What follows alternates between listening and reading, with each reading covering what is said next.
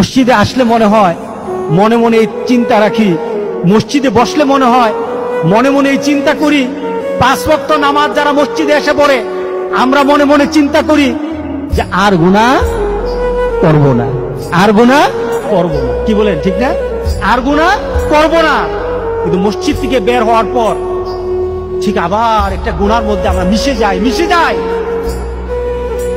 আমার ভিতরে আপনার ভিতরে এই চিন্তা হয়তো চলে আসতে পারে যে এত গুনাহ করেছি, মাবুদ কি মাফ করবেন, রব কি মাফ করবেন? দেখুন হাদিসটা কত সুন্দর হাদিস। আল্লাহ সুবহানাহু ওয়া তাআলা আবার ডাক দিয়ে বলেন, সেই বান্দা যখন গুনাহ করতে থাকে এরপরে সে আবার আল্লাহর দরবারে রাব্বি আযনাবতু, আয় আমার রব আমি গুনাহ করে ফেলেছি।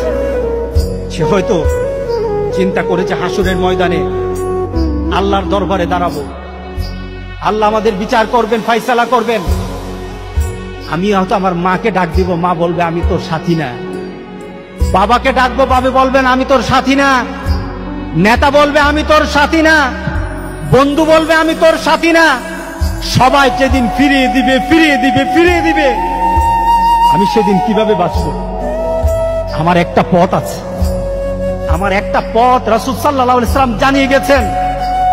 এই পথটা যদি কেউ অনুসরণ করে মওত পর্যন্ত চলে যায়, পাহাড় সমান গুনাহ থাকতে পারে, আল্লাহ বলেন সব গুনাহকে আমি মাফ করে দেব।